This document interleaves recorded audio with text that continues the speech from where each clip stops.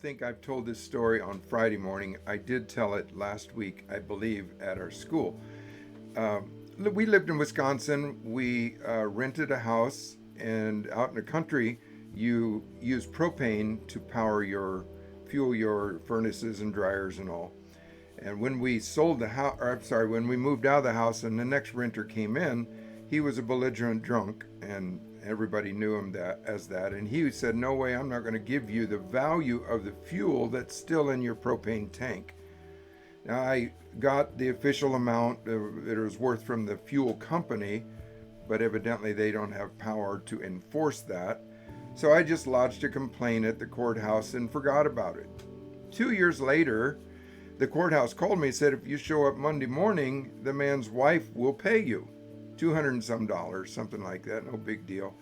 I showed up and she unceremoniously handed me the check. I never knew what that was about until a few months later. It turns out the husband and wife were at odds, and they were going to have a divorce, and before they could have the full divorce, they had to settle all the property issues. Well, that sounds bad, but here's the good part. After that, their marriage got reconciled and they never divorced. But I didn't tell the very important part. Before we left that house, one night, dark as the ace of spades, and I just walked on the four corners of that property, and I posted an angel on every corner. I said, "Lord, I don't know what's in this property as it pertains to me, the purposes of God for me. I don't know, but I know that fuel." And then and so anyway, I posted the angels, and then what was it, 3 years later, there was a reconciliation of that unsettled problem. And I believe the angels were the ones that were working to make that happen. There's one more part to that story. I had carried around a wood mantle, fireplace mantle, since I'd lived in St. Louis.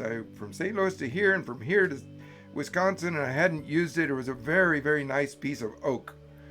And I thought, "Lord, this is too good to throw away, but I'm tired of carrying it. I am just not going to carry this anymore." So I put it in a barn in that property. I said, "Lord, I don't know. I probably will never see it again, but again, it's one of those things. I think it's mine. I know it's mine, but I don't know if you have further purpose." 16 years later, I'm there in that property because now Owen and Emmy, a good friend of ours by the name of Gary Kirshner. Oh, you would too, Chuck. He married you. So he was holding house churches in that very church, in that very house, because the drunk had finally died and they'd sold the house, and now some believers lived there. So he says, "Would you do a house church here?" I said, "I will." Well, we saw some crazy things. We saw some angels. We heard some angel stories. We had some angel manifestation that night. But I told Gary, before I do this, I want to walk out through this barn and see if I can find my mantle. So I walked out through. It was just dusty. You know how thick dust gets in barns that haven't been cleaned forever. And it was just filthy dirty, and I'm all around. There were buggies, Amish buggies, and crazy stuff in there, and no lights except for my phone, and I've exhausted all my efforts. I thought, okay, it's gone. I'm standing in the middle of the area of the bottom of this barn, and I said, "God, I guess it's over. I guess it's done." And I just happened to look down, and lo and behold, I was standing on it. So I put it in our trailer, which we were pulling a trailer in a full-size van at the time, brought it home, and I cleaned it up, and it is now proudly displayed in my living room.